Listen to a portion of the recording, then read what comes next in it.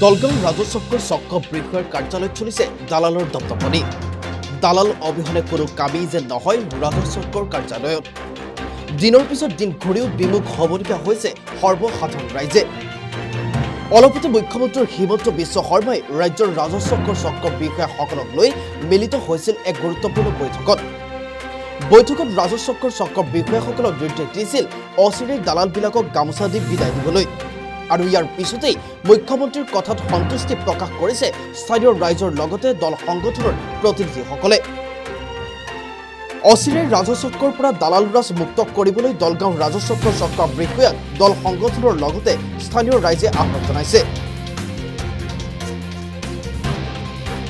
আহমেদ, মই যোৱা 23 তাৰিখত ইয়াত আহিছিলোঁ ইনকাম চাৰ্টিফিকেট ল'বৰ কাৰণে। যোৱা 23 তাৰিখত এপ্লাই কৰিছোঁ। আজি 9 তাৰিখ, আজিলৈকে কোনো ধৰণৰ ইনকাম চাৰ্টিফিকেট হোৱা নাই আৰু গ'লে কৈ আছে যে অলপ পিছত আহক। এতিয়া আহিছোঁ কৈ আছে অলপ পিছত আহক। আজি SDC ছাৰ নাই, এনেকৈ মোক ঘূৰাই আছে আৰু মোৰ ভাইটিক মানে এডমিশ্যন দিম আৰু এডমিশ্যনটো কৰিব পৰা নাই। এনেকুৱা অৰাজকতা আৰম্ভ কৰিছে মণ্ডলবিলাকে। এইটো মণ্ডলৰ তাত গ'লে সেইটো মণ্ডলৰ কথা ক'ব, সেইটো মণ্ডলৰ তাত গ'লে সেইটো মণ্ডলৰ কথা ক'ব। সিহঁতে কোনো ধৰণৰ গুৰুত্ব সহকাৰে কাম নকৰে।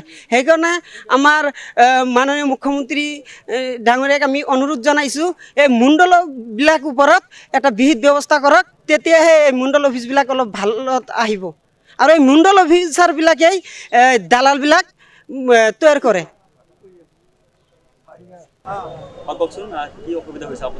হয়, অসুবিধা মানে যোৱা দুদিনমান আগতে আমাৰ অসমৰ মুখ্যমন্ত্ৰী ডক্টৰ হিমন্ত বিশ্ব শৰ্মা ডাঙৰীয়াই গোটেই অসমৰ চাৰ্কুল অফিচাৰবিলাকক মাতি কেনে গুৱাহাটীত যি এটা মিটিং কৰিলে যে যিটো প্ৰত্যেকটো চাৰ্কুল অফিচত যি দালাল ৰাজ চলি আছে এই দালাল ৰাজ টোটেলি বন্ধ কৰিব দিছে।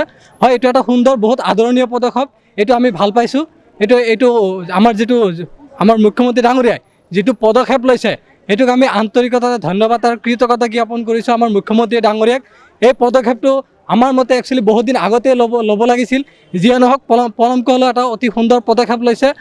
কথা হ'ল কি যে আমাৰ চাৰ্কুল অফিচত যিসকল ব্যক্তি আহে কাম কৰিবলৈ, আপোনাৰ ধৰক এজন ছাত্ৰ বা এজন ছাত্ৰীয়ে হওক যদি এটা ইনকাম চাৰ্টিফিকেট বিচাৰি আহে অন্ততঃ 10 দিন বা 15 দিন লাগি যায়। 10 দিন 15 দিন নোহোৱাকৈ এটা ইনকাম চাৰ্টিফিকেট নাপায়। তো এনেকুৱা বহুত সমস্যাৰ সন্মুখীন আছে আৰু মাটি বাৰী যিমানখিনি কাম আছে দালাল নোহোৱাকৈ কোনো মণ্ডলে বা কোনো চাৰ্কুল অফিচাৰে ছাৰ্ভিচ দিবলৈ নিবিচাৰে। যদি আমাৰ ৰাইজবিলাক যদি মানে প্ৰত্যক্ষভাৱে ডাইৰেক্টলি যদি এজন মণ্ডলৰ ওচৰত যায় কিবা কাম বিচাৰি, সেই মণ্ডল সেইগৰাকী ব্যক্তিক পকাইকৈ ঘূৰাই থাকে আৰু মানে ডাইৰেক্টলি এইটোৱে ক'ব বিচাৰে যে আপোনালোকে আমাৰ ওচৰত দালালৰ জৰিয়তে আহক, তেতিয়াহে কাম হ'ব, অন্যথাই কাম নহওক। গতিকে এইটো এটা সুন্দৰ পদক্ষেপ, এইটো অতি সোনকালে বন্ধ কৰিব লাগে। আৰু চাৰ্কুল অফিচাৰবিলাকে যদি এই চাৰ্কুল অফিচাৰবিলাকত আগৰ দৰে যদি পুনৰ দালাল আৰম্ভ কৰে, তেতিয়া চাৰ্কুল অফিচাৰবিলাকে অতি সোনকালে এই দালালবিলাকৰ ওপৰত অতি সোনকালে বিহিত ব্যৱস্থা ল'ব লাগে। আপুনি এটা সংগঠনৰ দৰং জিলাৰ পৰা প্ৰতিনিধিত্ব কৰি আছে, তেনে ক্ষেত্ৰত আপোনাৰ সংগঠনৰ পৰা দালালবিলাকৰ প্ৰতি কেনেধৰণৰ পদক্ষেপ ল'ব দালালবিলাক? হয়, ইতিমধ্যে আমি যোৱা কিছুদিনমান আগতে আমি লিখিত আকাৰেও আমি অভিযোগ জনাইছিলোঁ যে আপোনাৰ চাৰ্কুল অফিচাৰত আপুনি এজন মেজিষ্ট্ৰেট হয়, আপোনাৰ চাৰ্কুল অফিচাৰত যি দালাল ৰাজ চলি আছে, যি দালালৰ দপদপনি চলি আছে, এই দালালৰ দপদপনিটো আপুনি অতি সোনকালে বন্ধ কৰিব লাগে বুলি আমি লিখিত আকাৰে অভিযোগ দিছিলোঁ, মৌখিক আকাৰেও দিছিলোঁ। কিন্তু অতি পৰিতাপৰ বিষয়, অতি দুখ লগাজনক কথা, কিন্তু আজি তাৰিখতো এইখন চাৰ্কুল অফিচত দালালৰ দপদপনি দালালৰ ৰাজ দেখিবলৈ পোৱা যায়। এই চাৰ্কুল অফিচাৰে কোনো বিহিত ব্যৱস্থা দালালৰ ওপৰত লোৱা নাই আৰু লোৱা বুলি তেনেকুৱা কোনো পৰিলক্ষিত আমাৰ বা ৰাইজৰ হোৱা নাই। হয়, আপোনালোকৰ জৰিয়তে মই আমাৰ দলগাঁও ৰাজচক্ৰৰ বিষয়ে মহোদয়ক এটাই আমি আহ্বান জনাওঁ যে আমাৰ মুখ্যমন্ত্ৰী যিগৰাকী যিটো আহ্বান জনাইছে যে দালাল ৰাজ টোটেলি বন্ধ কৰিব লাগে আৰু এইখন অফিচৰ পৰা দালাল টোটেলি বন্ধ কৰিব লাগে, দালালসকলক বিদায় দিব লাগে।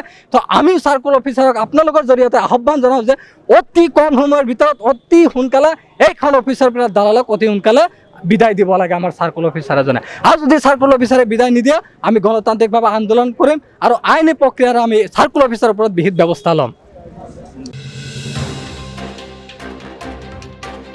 দৰঙৰ পৰা হাছান আলীৰ ৰিপৰ্ট, নৰ্থ ইষ্ট ভিউ।